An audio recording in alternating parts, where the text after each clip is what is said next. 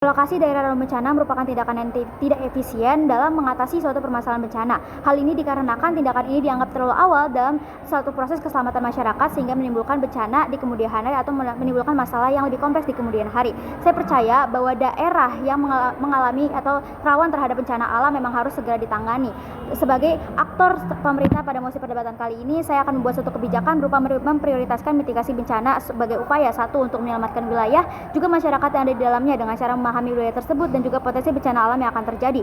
Yang kedua, tanpa harus adanya perpindahan dan juga menimbulkan masalah yang lebih kompleks di kemudian hari. Oleh karena itu, beberapa setup point dari sisi kami, beban pembuktian yang dapat kami berikan. Yang pertama adalah tentang relokasi mempengaruhi banyak sekali aspek kehidupan dibanding dengan mitigasi. Tentu saja ketika kita melakukan suatu relokasi daerah atau suatu relokasi wilayah, kita membutuhkan anggaran yang berlebih untuk proses relokasi itu sendiri, bukan hanya untuk sebagai relokasi ataupun dana untuk lahan, infrastruktur, tapi juga untuk dana-dana yang memenuhi atau menyelesaikan aspek kehidupan yang lainnya. Yang pertama, lahan. Lahan, ketika kita ingin membuka atau membentuk suatu lahan baru untuk wilayah yang baru, tentunya akan membutuhkan anggaran yang lebih besar. Namun pada sisi kami menanyakan juga bagaimana anggaran yang dilakukan ataupun anggaran yang telah dikeluarkan untuk menciptakan lahan-lahan yang sebelumnya, yang lahan-lahan yang akan ditinggalkan setelah ini. Apakah itu hanya akan disia-siakan?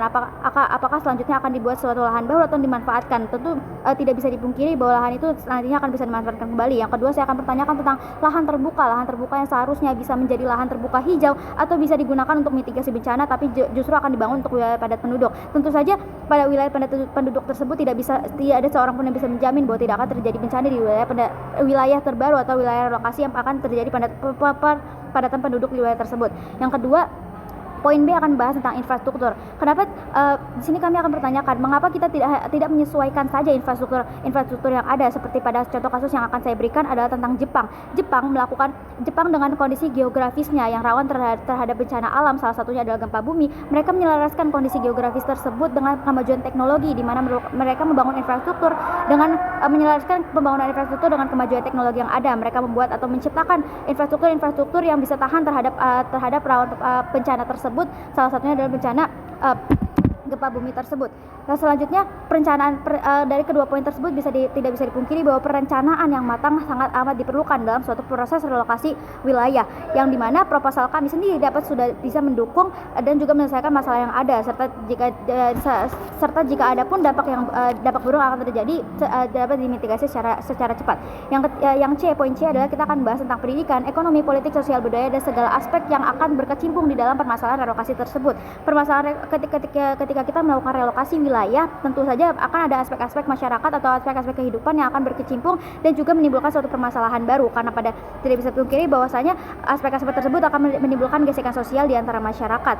Kita bisa masuk kepada ranah argumen kedua yang berhubungan dengan gesekan sosial, yang yaitu tentang habit urbanisasi. Manusia dan lingkungan akan terus saling terikat, di mana tempat tinggal ataupun lingkungan mereka harus tetap diselaraskan dan juga disesuaikan dengan bagaimana cara mereka bertahan pada kehidupan mereka. Bagaimana argumentasi ini bisa dinyatakan benar? Karena kebiasaan manusia yang dirubah karena suatu keadaan akan menimbulkan masalah-masalah yang lebih kompleks. Tidak bisa kita pungkiri bahwa saya rasa tidak semua lingkungan ada lingkungan yang baik. Lalu bagaimana jika lingkungan tersebut direlokasi atau dipindahkan tempatnya akan menimbulkan atau menyebarkan habit-habit yang tidak baik tersebut ke wilayah-wilayah yang lainnya? Tapi tidak bisa. Bukan hanya itu saja, poin kedua adalah tentang struktur atau tatanan sosial dan juga aspek-aspek kehidupan masyarakat yang lainnya. Apakah perbedaan-perbedaan yang terjadi di masyarakat ataupun di lingkungan yang baru itu bisa tetap menyesuaikan atau tetap bisa menyesuaikan aspek-aspek kehidupan manusia tersebut? Tentu saja tidak. Ketika kita berpindah kepada lingkungan yang baru, tentu saja aspek-aspek kehidupan manusia itu juga akan berubah dari tatanan sosial, strukturnya, politik, ekonomi, dan lain sebagainya. Sehingga pada musim perdebatan kali ini mitigasi diharapkan bukan hanya dapat memitigasi ataupun mementingkan keselamatan masyarakat di dalam wilayah tersebut, tapi justru bisa bukan hanya mementingkan keselamatan masyarakat, tapi justru bisa mensejahterakan masyarakat. Karena ketika mereka berada di satu wilayah, mereka tidak perlu merubah habit mereka untuk wilayah lainnya, tapi justru mereka bisa memperbaiki habit mereka dengan adanya kesejahteraan yang terjadi akibat mitigasi bencana kebijakan mitigasi bencana yang akan dilakukan. Terwujudnya mitigasi bencana membuat suatu permasalahan ini tidak perlu adanya kerusakan yang ditimbulkan karena adanya habit atau perubahan habit di wilayah yang baru. Kesimpulan pada sesi perdebatan kali ini adalah memprioritaskan mitigasi menjadi hal yang penting karena bisa menyelaraskan dan juga menyelamatkan dua hal sekaligus. Yang pertama, kita bisa mementingkan keselamatan masyarakat tanpa harus menimbulkan bencana yang lainnya, bukan hanya bencana alam lainnya tapi juga bencana sosial, politik, budaya yang akan terjadi di kehidupan ataupun di wilayah yang baru.